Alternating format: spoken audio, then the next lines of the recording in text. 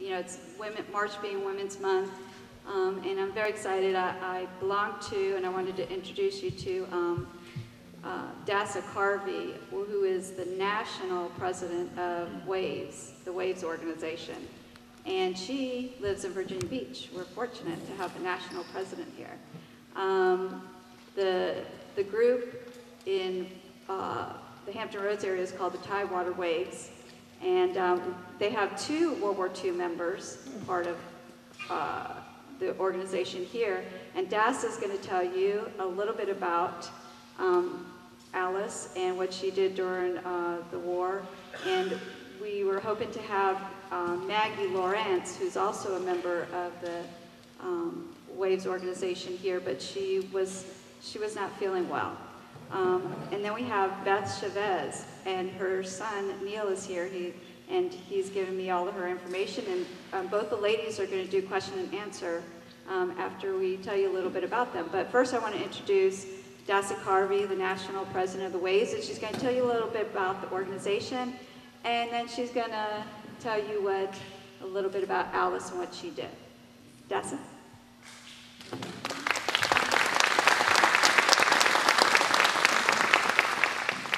Good morning, and it's great to see everybody here this morning. Really good turnout, especially based on the weather and the anticipation of the rain. Tell you a little bit about WAVES National, which I am national president. As Debbie said, I am national president of. It's a women's sea service organization for women that have served, are retired from, or are active duty in the Navy, Navy Nurse Corps, Marine Corps, and Coast Guard. The organization was started in 1979 by 2 World War II women and 1 Korean War lady. These Navy veterans saw a need for women to get together and to continue the camaraderie that they had all shared, and which was unique to them as being members of our national defense.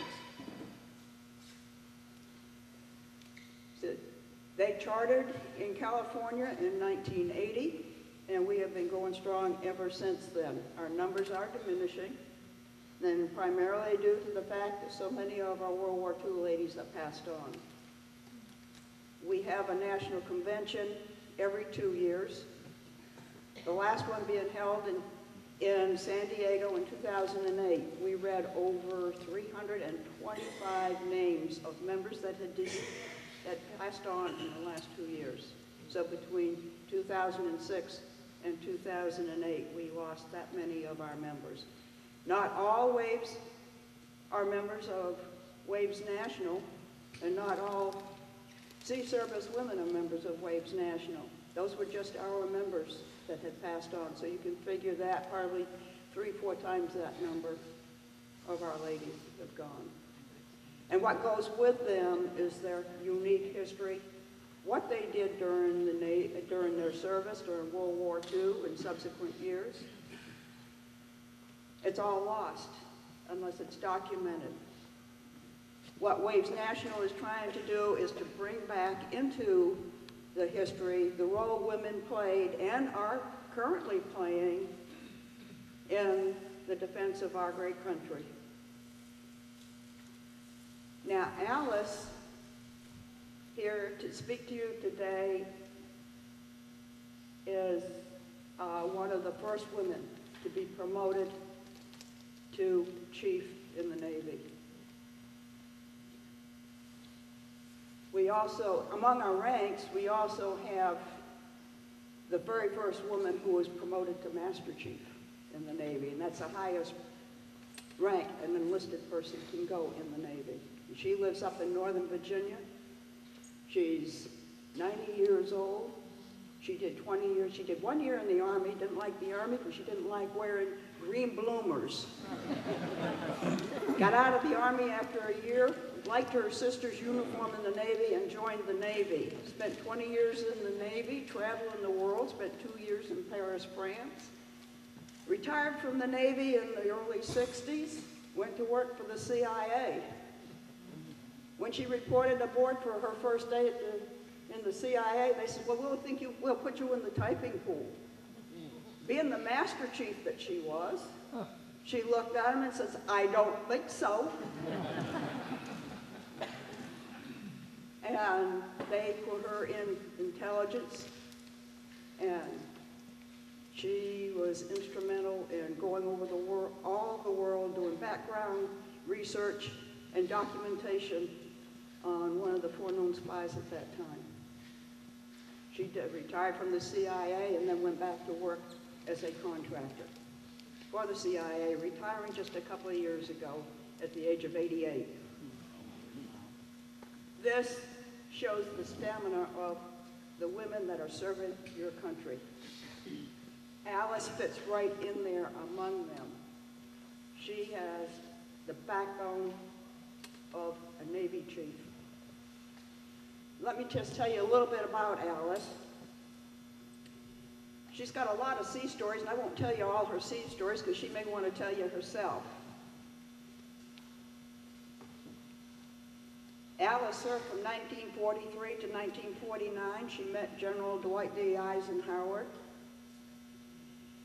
She's attained 2 degrees in music, a bachelor's and a master's, both in music, while raising 7 children, taking leadership and training roles in the Boy Scouts, directing a chorale, and for 30 years, a musical theater. She recently retired from directing and producing musical shows through her volunteer organization. Alice worked in the only place available after high school, which was Eyre Woolen Mills in Massachusetts. She earned $12.50 a week. At the age of 21, she joined the Waves in Lawrence, Massachusetts, post office recruiting station. She waited until the age of 21 because in those days, if you weren't 21, you had to have your father's or your husband's signature to sign a contract. Women were not allowed to sign a contract. The contract was not valid. Since her parents were reluctant to sign for her to join the Navy, she waited until she was 21. She then packed her bag, took the train to Boston, to catch the train to New York and go to boot camp at Hunter College. Her first assignment after Hunter was Yeoman Training School at Iowa State Teachers College, Cedar Falls, where she earned her Yeoman 3rd class rating. Other duty stations included the Bureau of Ships, National War College, and Alice is included in the first group of U-ship Waves to be promoted to chief. She was one of the very first women to transfer to the regular Navy for the Waves. At the end of the war, women were discharged. They were reserves. At the end of the war, you could have the option of going regular Navy if you wanted to. Alice chose to stay in. While she was at the National War College, she met General Eisenhower. I won't tell you about that story. I think Alice may want to tell you herself. After the war, Alice was assigned to BUAIR, the Bureau of Aeronautics, as the secretary to one of the first Navy pilots. Her last assignment was as the enlisted personnel assistant to the officer in charge, Main Navy Building, Electronics Department, where she met her future husband. Then she was married and she started a family. Well, when you were in the You could be married while you were in the Navy at that time, but if you had a family, you had to get out. In addition to her passion for our country, Alice had another passion. It was her music. She had earned a scholarship to the New England Conservatory of Music in 1940, but she was not allowed to accept it.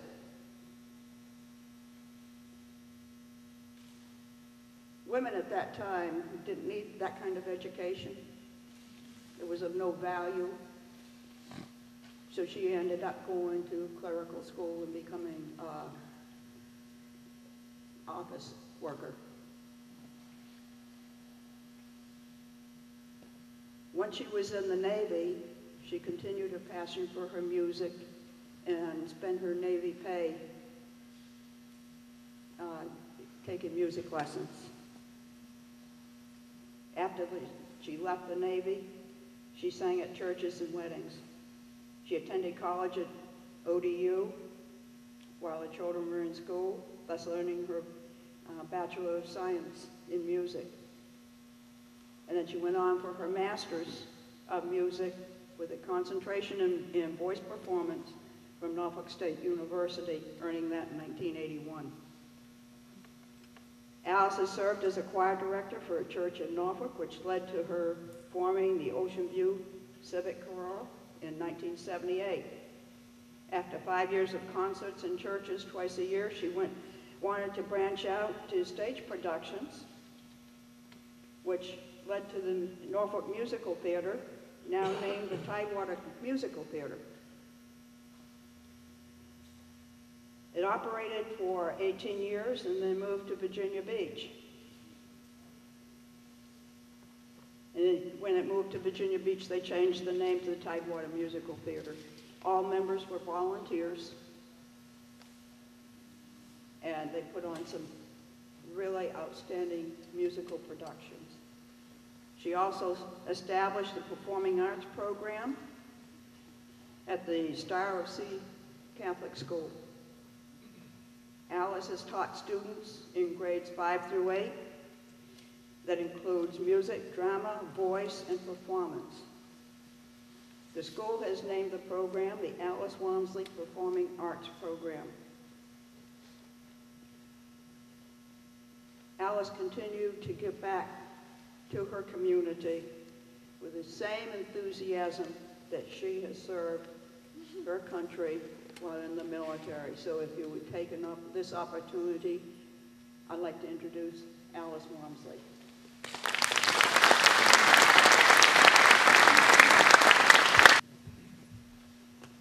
All right, I'm going to turn this over to you, Alice, so that you can say a few words. And thank you very much. Yeah, you just speak into this. Hold this and speak into it. Thank you very much, Dasa. I don't know what I could add to that wonderful introduction. So what I'll do is just pass right on to answering any questions anyone might have. Does anyone have a question? Yes. Tell us about General Eisenhower. Oh. When I worked at the National War College. Excuse me. I worked at the National War College. And during that time, there were strategy meetings there. World War II, the admirals and generals would meet at their discussions. And I was the only one, being the chief and in charge of the steno pool, allowed upstairs in the main concourse, anything we needed from the office. And we typed up their seminars and put them on mimeograph machines to run them off. Anyway,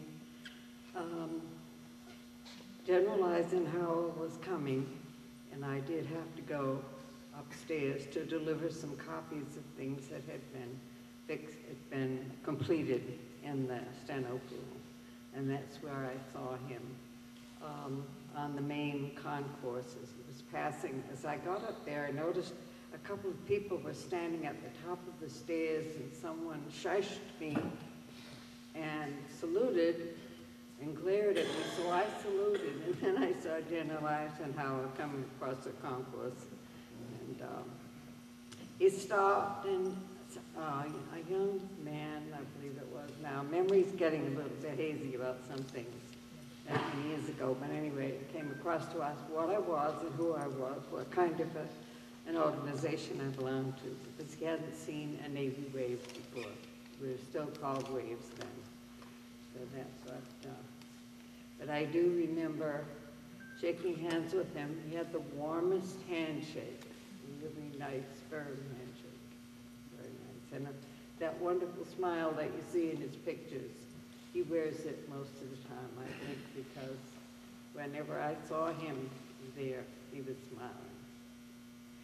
But if anyone has any questions, I stayed in the Navy. After I was married, you could be married in the Navy, but when you started to have children, then you had to get out in those days. Now you can have children, which is amazing to me, except that I believe you need to sign over custody of children, and I don't know whether I could do that. So probably it's just as well that things happened with me the way they did. So, does anyone have a question? Yes. What were your duties in Paris? What were your duties in Paris? In Paris? I didn't go to Paris. No, it was not her, it was, It was it was someone the else. message that Some, went to Paris. I'm sorry. I wish I had. Very lovely place to be.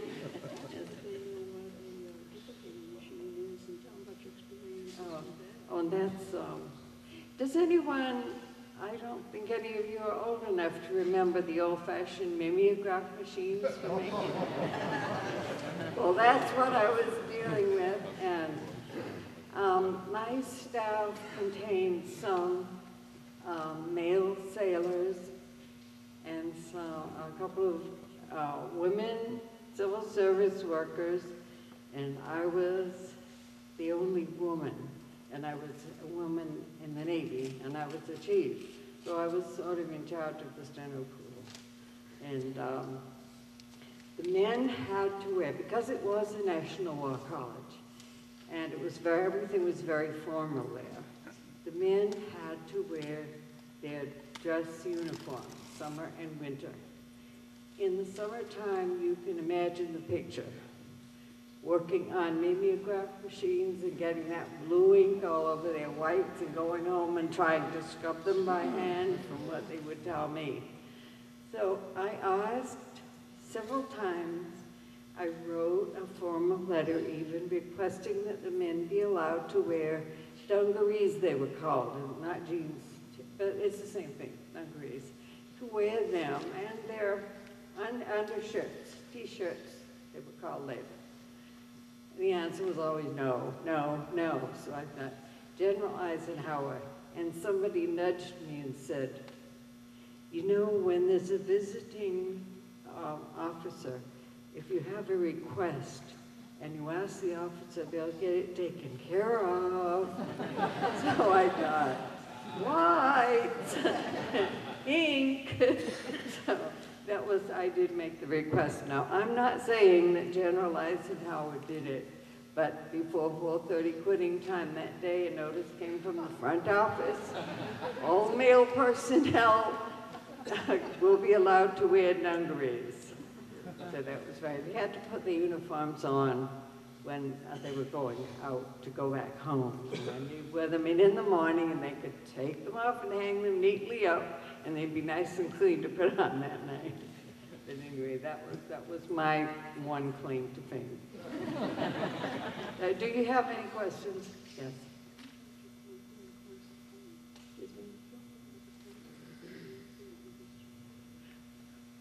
All right.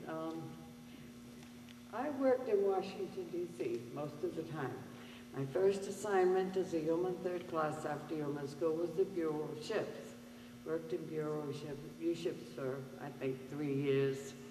And then, at the end of World War II, they were transferring personnel around, trying to put civilian workers back in the jobs that were left over, and active duty people were being transferred out of Washington because it was too high.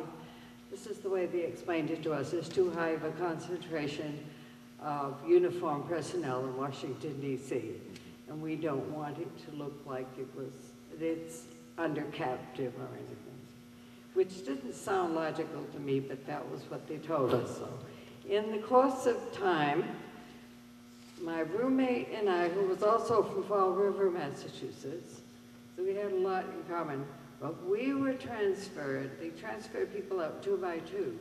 We were transferred to Ponset Point, Rhode Island, the Naval Air Station.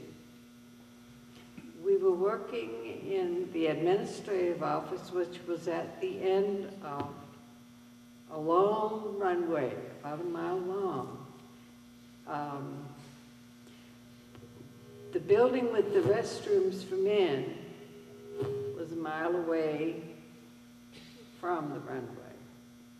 So you can imagine the picture. I won't go into detail. But I thought, well, as a chief, I'm supposed to be looking out for the welfare of the people who work for me. So one day, bravely, I got myself all fixed up and all my courage up, and I went to the front office and asked,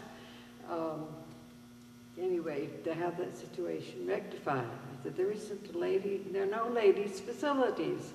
You now have ladies here. I said, how many? I said, 2 of us?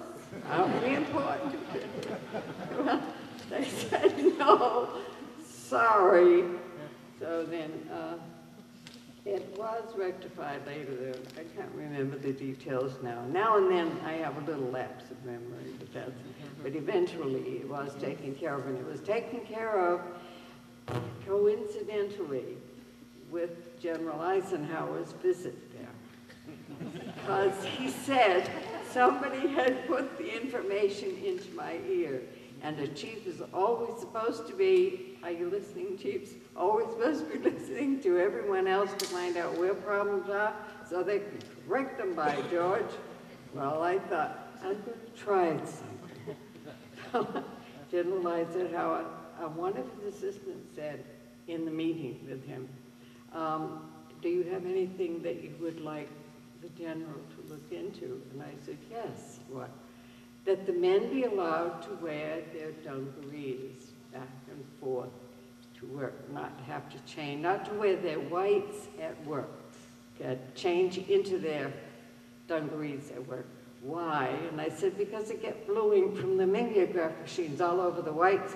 Have you ever tried to wash that off? He was wearing a civilian suit. He said, no, can't say that I have. I said, well, there's the problem. At 4:30 that day, they brought a notice to me that the request for the men to wear dungarees was granted. So a great big cheer went up, and I was the heroine of the day.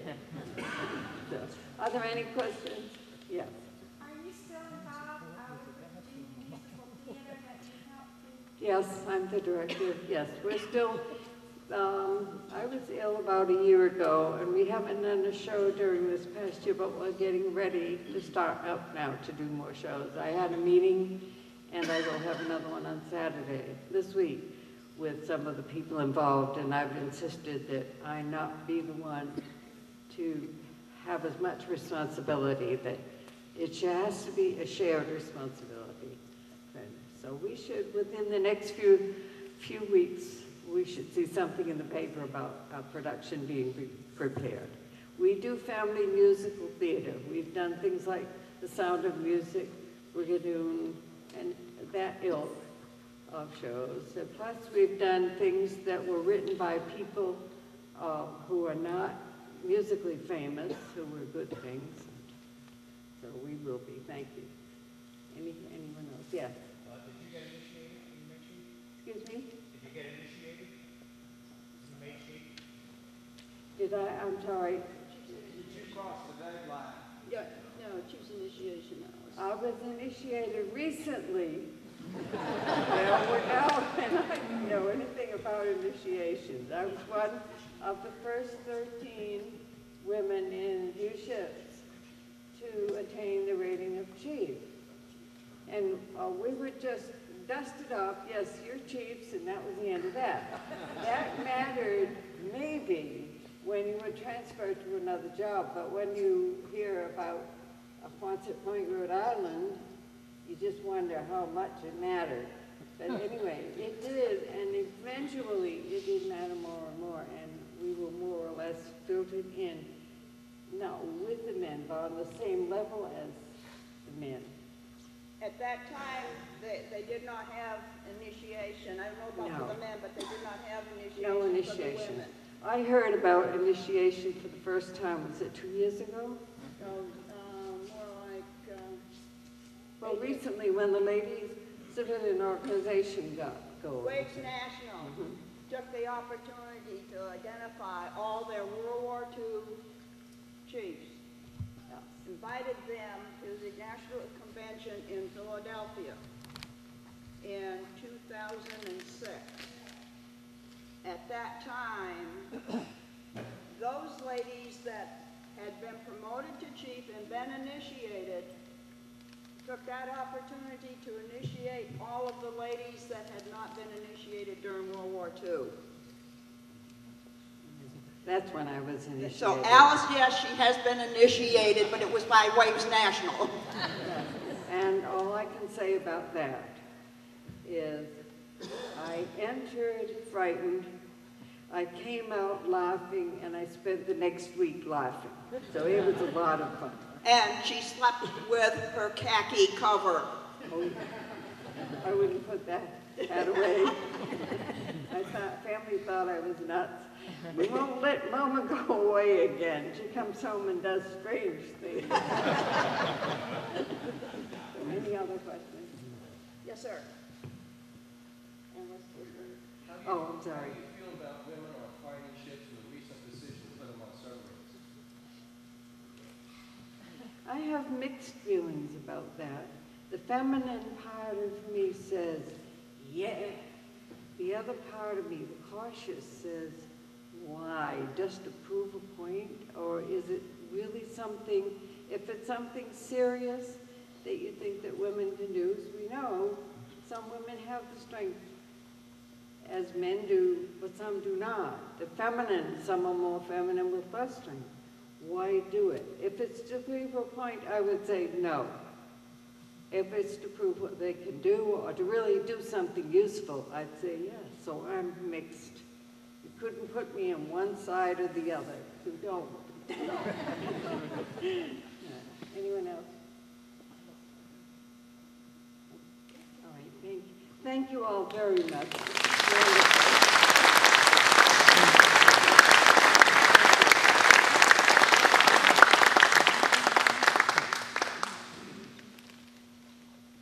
Alice has her bio up here and pictures that she'll sign and talk to you afterwards too, and answer any more questions.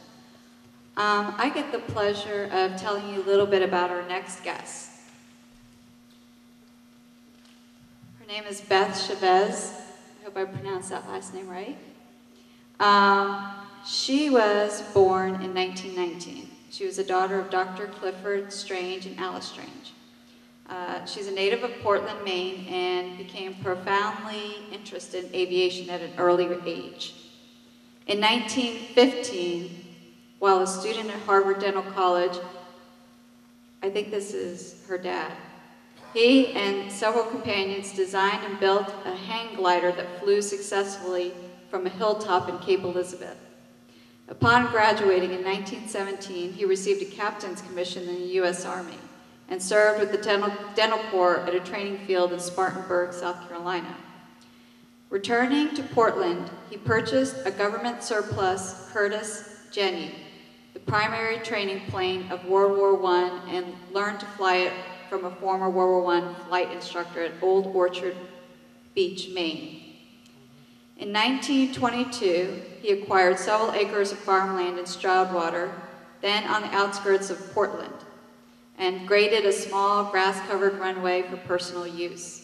His airstrip soon attracted other early pilots and aircraft owners and in 1927, the airstrip was recognized by the U.S. Department of Commerce as the Stroudwater Flying Field. In the late 1920s and early 30s, Strange developed a second runway, constructed 2 hangars, installed an airport beacon and fueling facilities. The field was then renamed Portland Airport, which Dr. Strange sold to the city of Portland in 1937. This history unfolded right in their backyard for young Beth and her brother Neil, who later became a B-17 pilot. Their earliest memories are of the sights and sounds of the airplanes and the tales of flying adventures. The Portland Airport now serves nearly 1.4 million passengers each year. Beth flew in a wide range of early aircraft, including the Curtiss JN-4D, Waco, Curtiss Robin, Eagle Rock, Gypsy Moth, and many more. She was present at the takeoffs of several transatlantic attempts from Old Orchard Beach, Maine. It was at Old Orchard that Beth was hired for her first job in 1935 and 1936 as a flight attendant on a Curtiss Condor biplane airliner, taking summer vacationers on sightseeing flights over the Maine coast. She graduated from Westbrook Junior College in 1939. In the fall of 1941, Beth was one of the only a few women accepted for a CAA pilot training program. But a few days later, she learned that Boston-based Northeast Airlines was hiring women for air hostess training.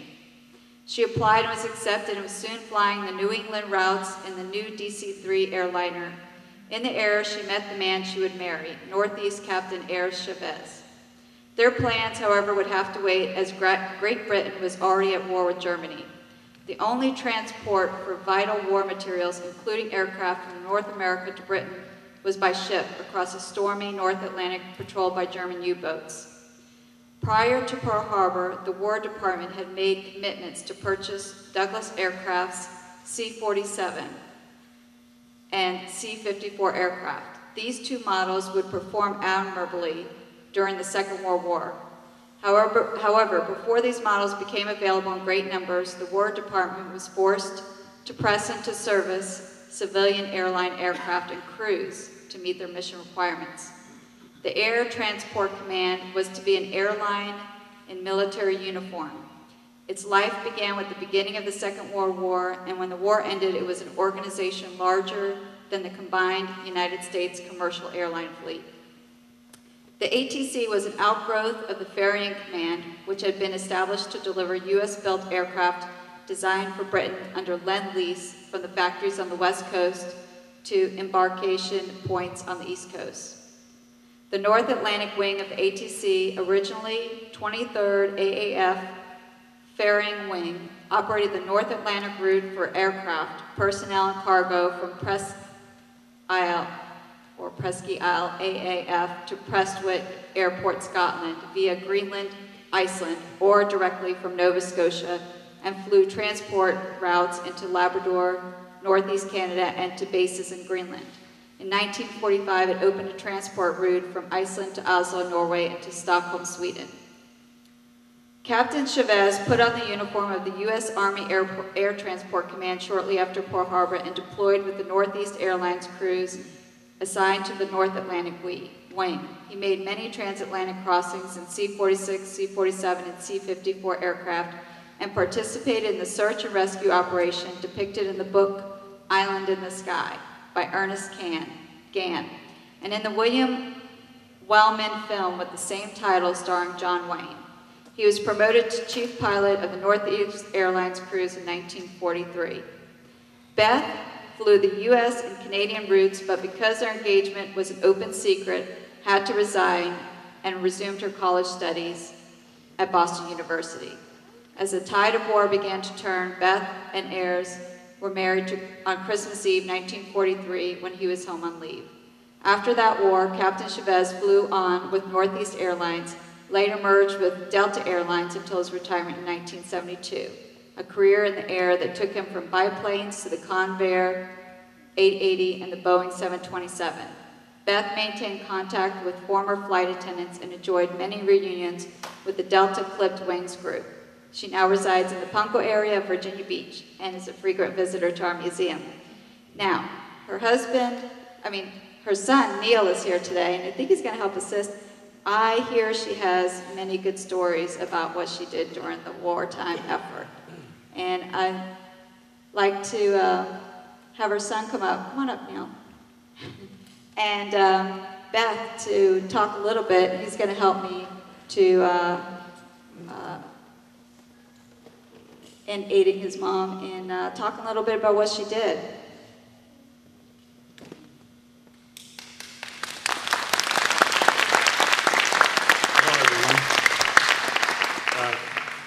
The first thing I want to mention, we don't take it personally about our name, but it's pronounced Chaves. It's a difficult Portuguese name to pronounce, and I have difficulty with myself. I'm just going to ask my mother a couple of questions and get her started, and then I'm going to turn her over to you. She has a little difficulty standing, which is the focus of the first question. So she's going to remain seated here. But the first question I want to ask her is, very shortly after you began flying, you were injured and hospitalized. Can you tell us how that happened? You'll have to let me go back a few years. When I first came to work as a stewardess for the airline,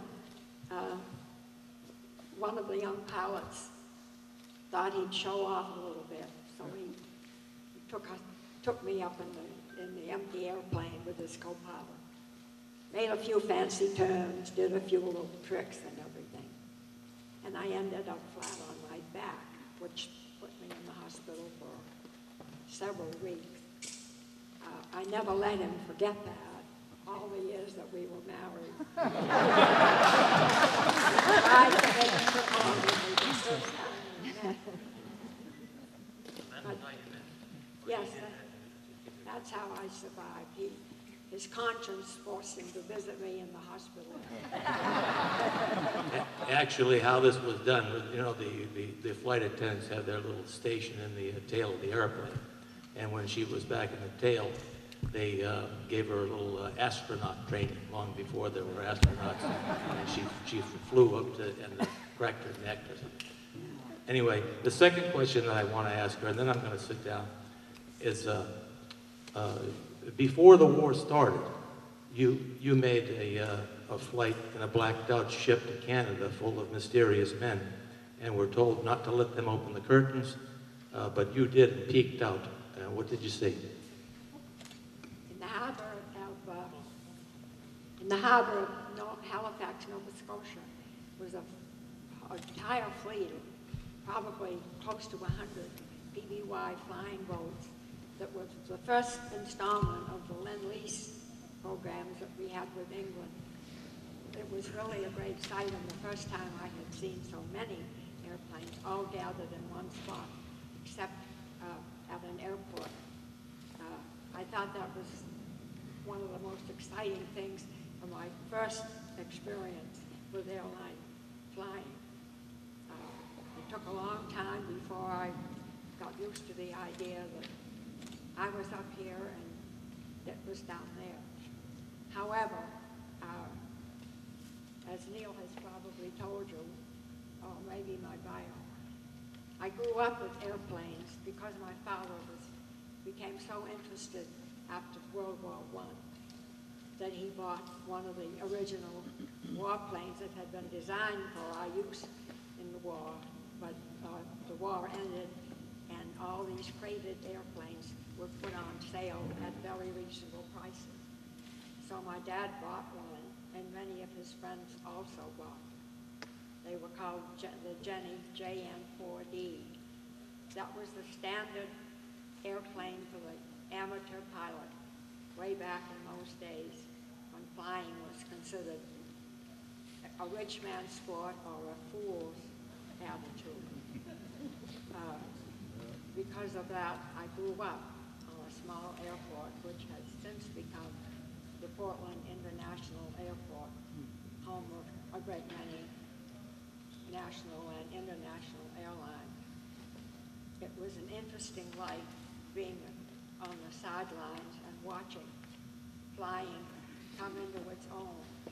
When I first went up in an airplane, I barely remember sitting in my mother's lap and the wind blowing in my face and sand, because in the early 20s there were no airports. My father kept his airplane on Old Orchard Beach, which was very near Portland, Maine. It was 7 miles of beautiful runway, sand runway, carefully manicured twice a day by the tide. And many of the early transatlantic flights that were attempted and some made were made there at Old Orchard Beach, because it was such a beautiful runway and a great place to take off. I see you've read most of my bio here. I just want to tell you that it has been an interesting life sitting on the sidelines watching the airplane come into its own. The last time I was on a flight back from Maine, I looked at my boarding pass and I was seat number 39, and I turned around and looked, and there was another half of the aisle still behind me. And I still wonder at it, probably more than most of you, because I've seen it grow from small airplanes into what nobody looks up anymore. I do when an airplane flies overhead, just out of curiosity maybe, and I watch the contrails go across the sky. But now it has something, we take it for granted. If you want to go from here to California, to Europe, around the world, you just go to the airport, you get on an airplane, and you're on your way. It's really amazing. Now, it's taken for granted, which is what has amazed me most about all this. It's been a very interesting life watching how things grew, because I just barely remember sitting in my mother's lap in my father's Jenny, which was a World War I surplus airplane, and flying around. That's how I met my husband. He was an airline captain when I was fortunate to be one of the early stewardesses who were hired, who were not registered nurses. That's how old-fashioned flying was in those days. It was the airlines used as an incentive. Come on board, take our trip. You won't be nervous, you won't be sick, because we have a registered nurse on board to look after you. I never saw any so much as birth on a flight. But this was, people used to say, oh, my feet are going to touch the ground. I'm never going to get in one of those things. But now I have to speak a word in behalf of the DC-3 airplane. If any of you have flown in the last 20 or 30 years, you must have flown on the Douglas DC-3 airplane. It was the first aluminum aircraft body that was made. It tankered its own fuel in the wings, which was most unusual. Most of them carried 21 to 23 passengers, and it was on one of those that I got my first job. In fact, it was a brand new airplane, and if you think of the smell of a new car, just imagine the smell of a new airplane. It was 21 seats, all leather, just brand new.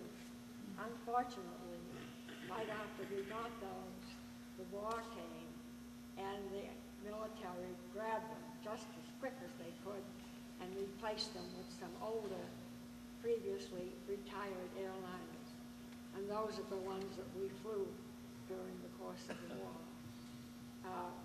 I have to say that it was the Douglas DC-3 airliner that really made air transport what it is today. I'm sure that some of you have flown in it.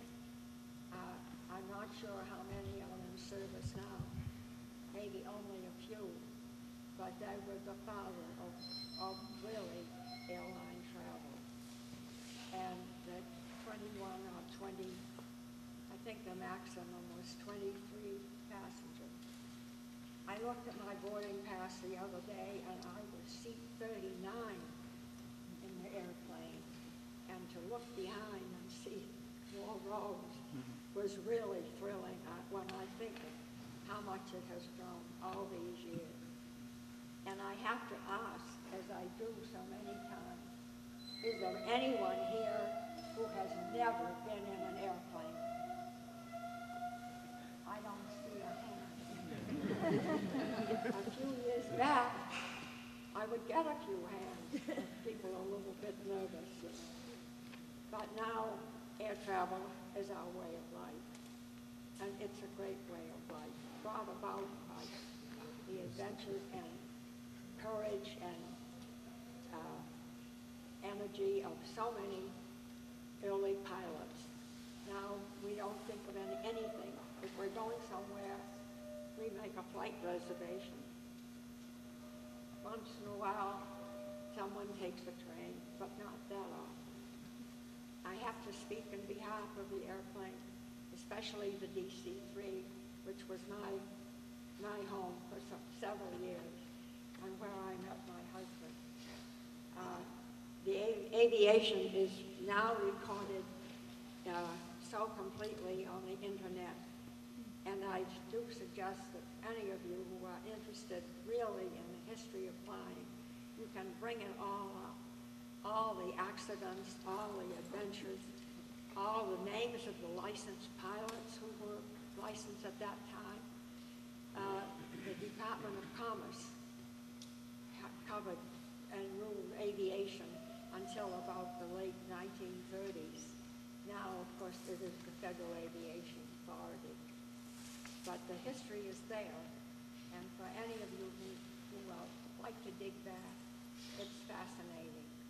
And don't forget to read the books by Ernest Gann, that's G-A-N-N, who was an early pilot and will tell you all about the days of flying circuses and transient pilots who used to fly around in their airplane, giving rides to the country fairs, any open farmer's field that would make it possible to land. You know, so many of them were self-taught or taught each other until aviation became noticed by the government and licensing began and the Federal Aviation Bureau was organized. It was a great time in the early 20s and even the early 30s, and the airplane was a novelty. When I was in high school, my weekends used to be spent at Old Orchard Beach, which was very near Portland, Maine. A long stretch of 7 miles of sand where airplanes used to come and offer rides. They started at $5 the first few years, and then they gradually went down to $2 to get in the open cockpit of an early airplane, zoom up, ride over the beach, take a quick turn around, and come back. So many people had their first airplane ride in one of those. And now we think nothing of getting on a giant airliner and looking back and seeing all these people. I'm still amazed. I still look out the window and think, are we ever going to leave the ground with all of this? But we do, and it's been a wonderful time. I'm glad to answer any questions, if I can, that you might have about early flying or airplanes in general only. As I say, it's all written in history. you can just bring up something on your computer and hear all, and read all of them. It's been a wonderful year, a wonderful century really now, since the airplane has become standard. And I asked before if anyone here has never been in an airplane, and I didn't see any hands, which is a good thing because I'm for it, and I speak in behalf of all previous pilots and the early adventurers who made all this possible. It's been a wonderful several years, 20 years, 30 years to watch the airplane grow. When I was a little girl, my father had one of the first airports in New England, and I used to sit behind bushes and the trees bordering the field and peek out and see the airplanes come and land on the grassy strip. One of the greatest treats of my early life was seeing Rudy Valley, if anyone remembers him, commute by airplane from New York to Portland, Maine. People ask some questions. Let the people ask some questions. Please come with your questions. She talks about the internet. She's been on the internet. She's been on the internet for a number of years now, and she gets messages from Delta Airlines and retired pilots. And today, airline pilots have to retire at 60 years old, today 60 is the new 40. So many of them are frustrated. And she talked about the DC-3. We had one ad come through looking for DC-3 pilots in Afghanistan. They get extra pay for hazardous duty. And so on DC-3 captains, now they've put turboprop engines on them, but they're still out there. So let the people ask questions. Ask away. I don't have a question, I do have a comment. I'm from Maine, as I'm Bass's sister, and down here visiting her. And I'm very familiar with Portland Airport, and it just makes me feel good to actually have meet somebody who has firsthand knowledge of having built that airport, the history of it. I appreciate that. Thank you. Oh, thank you. Any other questions? I want to thank both of our ladies for coming today and telling you about what they did, and both have their bios and their pictures up here, and you can come up and ask them questions, and they'd be happy to show you what they, a little bit and talk to you about what they did. I think we're going to fire up the Mustang. We're not going to fly it, but we're going to fire it up and kind of give you a feel for this wonderful plane and the look and feel of it. And you'll have to come out next weekend and see it fly. So unless anybody else has any questions, we really thank you for coming out. And please feel free to come up and talk to the ladies and also watch the Mustang. Thank you.